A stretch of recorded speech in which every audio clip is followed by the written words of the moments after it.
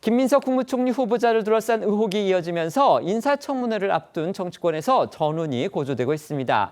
김 후보자는 그동안 재산 관련 의혹에 대해서 이 구체적인 해명을 하지는 않았습니다. 청문회에서 소명하겠다 이런 입장만 강조를 해왔는데요. 어제 처음으로 최근 5년간 지출이 벌어들인 소득보다 8억 원 정도가 많다. 이런 야당의 의혹 제기에 대해서 입을 열었습니다. 구체적인 내용으로는요, 이제 재혼을 했죠. 김 후보자가 그 재혼 때 축의금이 들어왔고요. 또 출판 기념회 등에서도 수억 원의 수입이 있었다. 이렇게 구체적으로 소득원을 밝힌 겁니다. 그런데 야당은 이 해명에도 문제가 있다. 이렇게 지금 공세를 펴고 있습니다. 먼저 김 후보자가 밝힌 수입 출처부터 다시 짚어보겠습니다. 네, 그동안 야권에서는 김민석 후보자가 제출한 이 인사청문 자료와 연말정산 자료 등을 근거로 해서 최근 5년간 김 후보자의 수입은 세비를 포함해서 5억 2천여만 원뿐인데 쓴 돈은, 그러니까 지출은 최소 13억 원에 달해서 8억 원가량의 소득이 공식 자료로 소명되고 있지 않다라고 지적을 해왔습니다.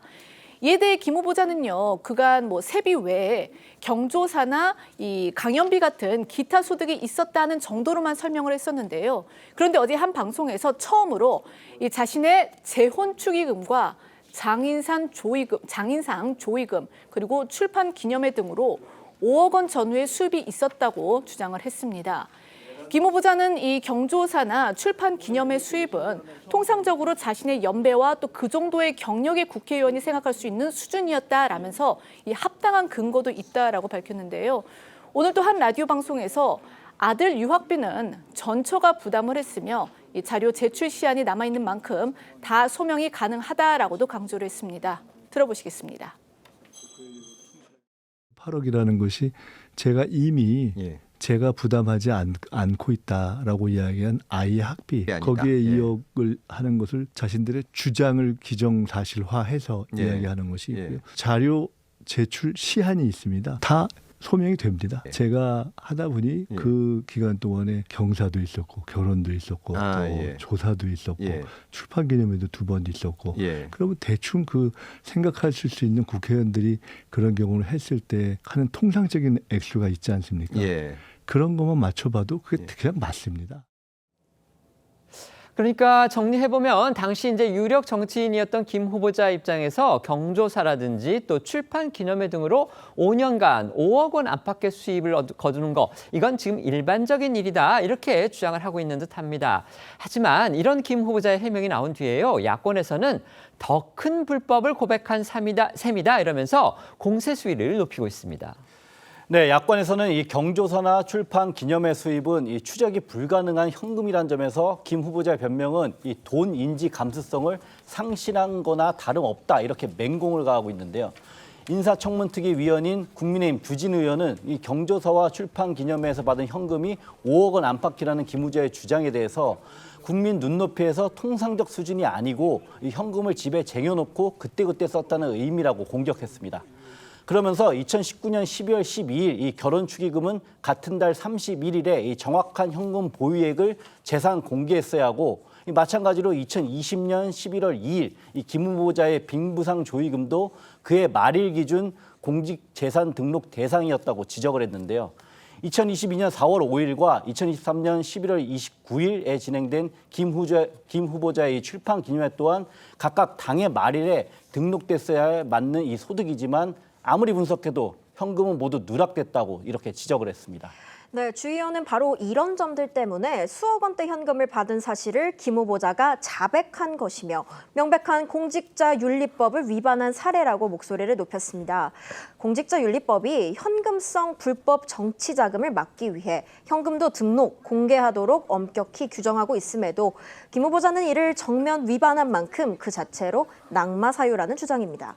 주 의원은 이외에도 현금을 숨겨 써왔다면 다른 종류의 불법 정치자금과 섞였을 가능성이나 증여세 탈루 등 많은 법적 문제가 있다고도 했는데요. 주 의원은 그러면서 과거 이재명 대통령이 SNS에 쓴 돈 많은 분들은 왜 돈을 장롱에 보관하나 장롱도 이자를 주나 보다라는 글을 공유하면서 누락된 김 후보자의 수입을 겨냥했습니다. 오늘 국민의힘 소속 인사청문위원들은 이 정도 누락이라면 형사처벌감이라고 목소리를 높였는데요. 들어보시죠. 그동안 우리가 공직자 재산 공개에서 기타 소득으로 밝혀졌어야 되는데 그 정도 누락이 됐다라면 이거는 처벌감이지 않습니까? 일단 국회 윤리위원회 심사 대상인 거는 명확한 것 같고요. 수사까지 가지 않으려면 변인이 명확하게 공인된 증거를 내시면 됩니다. 야권에서는 김민석 후보자의 과거 불법 정치자금 제공자였던 강모 씨와의 관계에 대해서도 의혹을 제기하고 있습니다. 두 사람 사이에 석연치 않은 연결점들이 계속해서 드러나고 있다. 지금 이겁니다. 네, 앞서 김 후보자는 2차 정치자금법 사건으로 처벌을 받고도 당시 불법 정치자금을 제공했던 강 씨에게서 재차 4천만 원을 빌리고 본인의 후원 회장을 맡긴 것이 확인이 됐었죠. 조선일보 보도에 따르면 국회 제출 인사청문 자료상으로 봤을 때 김 후보자는 2008년 2월부터 2010년 3월까지 한 2년여 동안의 기간 동안 이 서울 영등포구 여의도에 있는 한 오피스텔에 전입 신고를 했었는데 이 실주인 역시 이 불법 정치자금 제공자였던 강 씨였던 것으로 전해졌습니다. 이 오피스텔은 중소기업인 출신으로 이 민주당 지역위원장을 지낸 강 씨가 2002년에 매입해서 현재까지 소유 중인 것으로 알려졌는데요. 공교롭게도 김 후보자가 2차 정치자금법 사건으로 재판을 받던 기간에 이 강 씨 소유 오피스텔에 전입 신고를 한 겁니다. 이 오피스텔은 김 후보자가 설립한 이 비영리 사단법인의 주소지로도 2004년부터 2020년 사이에 여러 차례에 걸쳐서 등재가 또 됐던 것으로도 전해졌습니다. 김 후보자와 강 씨가 돈 문제로 얽혀있는 여러 정황들이 나타나다 보니까 야권에서는 사실상 강 씨가 이른바 스폰서로서 김 후보자한테 지속적으로 금전적 지원을 해왔을 가능성, 이걸 의심하는 모습입니다. 네, 국민의힘 측에서는 이 김 후보자의 마르지 않는 수상한 돈줄이 의심스럽다면서 그 중심엔 이 강 씨가 있다고 파상 공세를 퍼붓고 있습니다. 인사청문특위 위원장인 국민의힘 이종배 의원은 강 씨를 비롯해 김 후보자에게 이 돈을 빌려줬던 사람들이 이 정치인이거나 업자들이라면서 김 후보자가 총리가 된다면 이 채권자들이 이딴 청구서를 들이밀 수 있다, 이렇게 주장을 했습니다. 반면 김 후보자는 오늘 강 씨 등 이 채권자들이 인사청문회 증인으로 거론되고 있는 것에 대해서 이 채권자들이 우리가 뭘 잘못했냐며 이 합동으로 기자회견을 할까 하는 걸 본인이 너무 미안해서 말리고 있는 입장이다, 이렇게 말했습니다. 김민석 후보자가 최근 5년간 지출이 벌어들인 소득보다 8억 원 정도 많다, 이렇게 지금 야권이 공격을 하고 나오니까요. 재혼을 한 때의 그 축의금, 그다음에 뭐 장인 빙부상 등이 있었나 봅니다. 그래서 그런 어떤 조의금도 또 있었다고 하고요. 또 출판 기념회에서 받은 어떤 뭐 축하금 같은 것도 있었다고 하는데 이게 한 5억 원 안팎이 된다, 이렇게 얘기를 했습니다. 그러니까 야권에서는 왜 현금을 재산 신고를 하지 않았느냐, 마땅히 재산 등록 신고 대상이 되는데 이거를 누락했다는 얘기가 된다. 그렇다면 지금 현금을 쌓아두고서 집에서 빼서 쓰고 있다는 얘기냐, 또 이렇게 문제를 삼고 나섰습니다. 어떻게 보십니까? 국민의힘이 이제 뭐 자료를 제출하고 해명을 해도 안 믿어주면 이제 도리가 없는 것이죠. 사실상 5억을 벌었는데 13억을 썼다. 그럼 8억이 어디에서 났냐라고 해서 경사애사 두 번의 출판 기념회에서 그거를 썼다. 그러면 그건 썼다잖아요. 썼으니까 현금이 없죠. 예를 들어서 국민의힘이 주장한 대로 13억의 지출이 있었다고 하면 그 어떤 썼던 부분들을 그 경조사비와 뭐 어떤 출판기념에서 나온 현금으로 다 메꿨다는 거 아닙니까? 그러면은 당연히 그 현금을 쌓아놓을 여력이 없죠.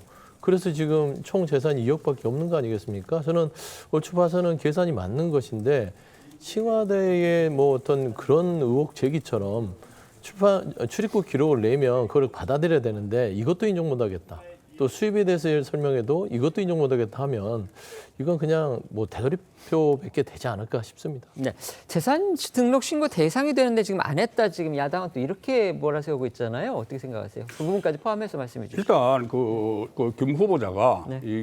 그 신고 대상이 된 거는 2020년이에요. 네. 그 전에는 그 민주연구원장을 했습니다. 네. 근데 2020년에 국회로 들어갔기 때문에 그 이후는 신고 대상인데 조금 전에 출판 기념회 2번이나 아니면 장인상은 2020년 이후에요. 네. 그렇다면 현금은 어느 정도 썼다고 해도 그걸 어느 정도 남아 있었으면 한 5억 원 규모라고 하니까 당연히 신고를 했어야 되고, 그리고 또 하나 국민 정서에 맞지 않는 것이 우리 같은 정치인 되면 통상적으로 그 정도 된다는 이야기를 했지 않습니까? 그러니까요. 그렇게 그러니까 얘기를 그걸 했어요. 5억 원을 이야기를 했어요. 네네. 그런데 그전에 노웅래 전 의원이 네. 집에서 현금 3억 원이 발견됐을 때 그때 똑같은 이야기를 했습니다. 조의금과 출판 기념회 돈이다 이렇게 이야기를 했거든요.